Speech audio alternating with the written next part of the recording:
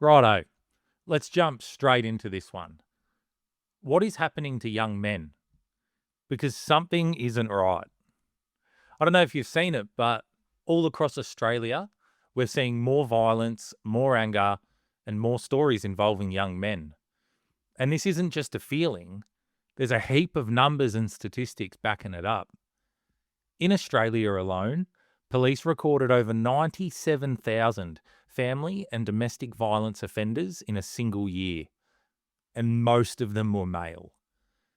Among young people, tens of thousands are coming into contact with police every year for violent or serious offences. So the question is, are young men becoming more violent? Or are we missing what's really going on here? Because I'm not here to blame young men. I really just want to try and understand them. So the headlines in all the crappy newspapers or on TV or whatever, they always look pretty simple, right? Violent youth, out of control boys. But violence is rarely where the story starts. It tends to be a side effect of something.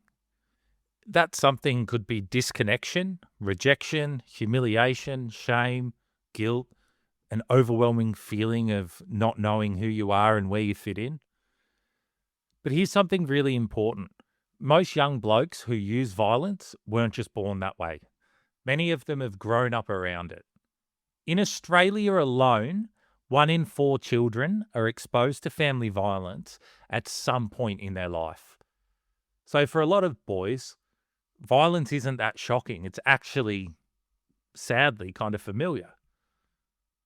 Right? We don't teach boys well enough how to handle their emotion. We just expect them to figure it out. Right? And the message they get is pretty clear. Don't cry, don't be weak, harden up, eat a bag of concrete, whatever it is, right? But here's the problem. Just because you're told those things doesn't mean you stop feeling. What happens is you actually just lose the ability to express it. And we see the consequences of that everywhere. In Australia, men are around 3 times more likely to die by suicide than women. Young men are also far less likely to seek help for mental health issues. So what does that tell us? I think it says a lot of young blokes are struggling, but they don't have the tools or the permission to deal with it properly. So instead of talking, they act. They turn back to what feels familiar. Now, unfortunately, we live in a current period of time where we have the internet. And yes, it has many good things. But when we're talking about angry, young, violent men, the internet is certainly not always helpful. Because this is what has led to serious, fast change. Research in Australia shows young men are increasingly turning to online spaces to understand what it means to be a man. And here's the issue, right? The most extreme voices rise to the top. It's content that promotes anger, dominance, resentment. It spreads faster. What's that stupid manosphere thing or something? Right? I mean, Andrew Tate is the perfect example. A misogynistic prick that promotes violence and that men are better than women and all that dominance and that crap, right? Now, the problem with it is if a young guy already feels rejected or lost or broken, right, unfortunately, that message hits, right, because it gives him something. It gives him a twisted, weird way of understanding his own pain, of having someone to blame. And then he develops this sense of identity in it, even if it's toxic. And it is toxic, right? But it makes him feel something. Now, there's something that we absolutely do not talk about enough. A lot of violence in young blokes is driven by shame, right? Not confidence. It's actually shame.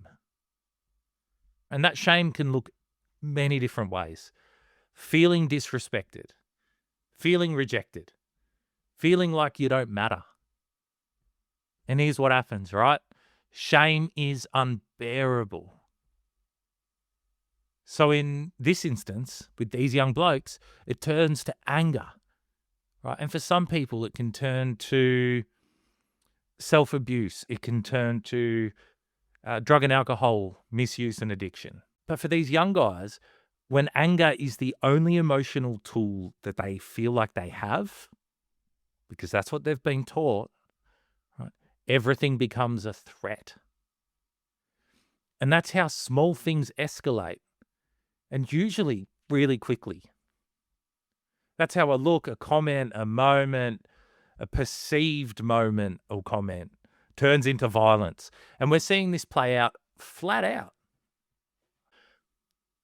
But we need to get this balance right moving forward because, yes, people are responsible for their own actions. Violence is not okay, right? Bar very specific circumstances, right? Violence is not okay. But if our entire response is just punishment, we are not fixing any problem. We're just reacting to it. Right? Because calling young blokes toxic, believe it or not, won't make them better. It actually pushes them further away. It makes the divide that they feel exists between them and the community around them even further. And when young blokes feel pushed out, they don't just disappear. They find somewhere else to belong. And unfortunately, we're seeing it play out so often that that place that they're fighting to belong is just really shit. I've spent a fair while now working in prisons, and you see this play out all the time.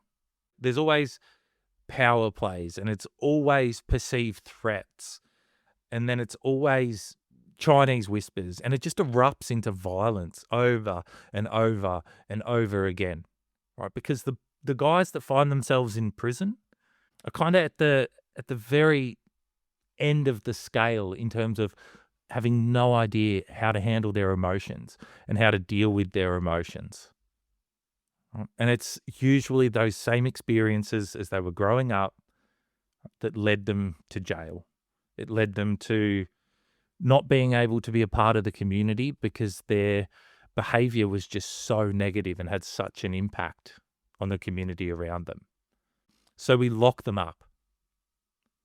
And not for a second am I saying that people who commit crime shouldn't be locked up.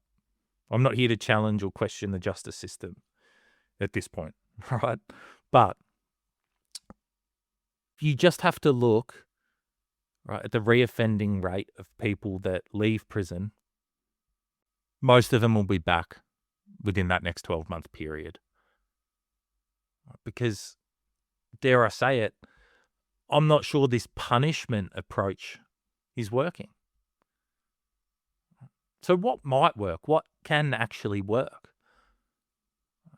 Young men don't need less structure. They need more structure. Right? They need strong male role models. They need clear boundaries, accountability, right? But most importantly, connection. They need to learn how to handle rejection. And I reckon young people, young blokes are getting much, much worse at handling rejection. How to deal with shame. How to express their emotion without exploding and becoming violent. Because right now, a lot of young men are fluent in anger, but they've completely lost everything else. And if we don't change that, we're going to keep seeing the same outcomes. In fact, we are seeing the same outcomes. In the last couple of years, the male prison system in Victoria is growing. We're creating more prisons. We're opening more prison beds.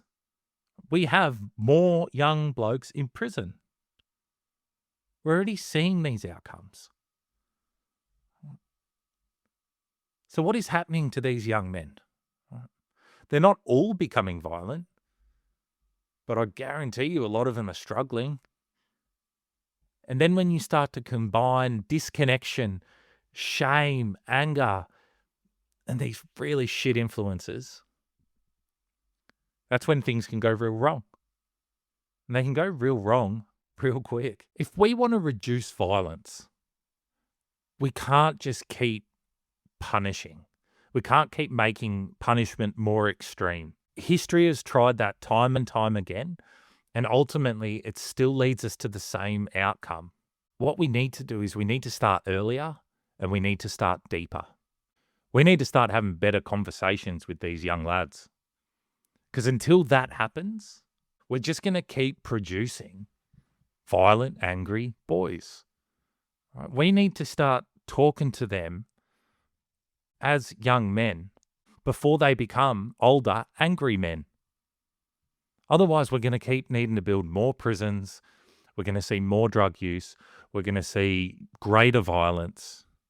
This just can't continue that way. We need people to be connected to these young guys. And I acknowledge that a lot of them don't have father figures. And that can often be what leads them to create connection with people that aren't healthy. Right? It can begin online. And then from there, it can pretty quickly become meeting people in real life. People that themselves are disconnected, shameful, scared young men that have grown up. And that's what happens, right? An angry man is just a disconnected little boy. It just shows itself a bit differently. If we don't change this approach, we're just going to keep seeing this get worse. And we owe it to these young boys to have these conversations and to challenge the behavior, right? But also to provide them a space where they can connect positively, where they find their identity, their purpose, and their community. Righto. See you on the next one.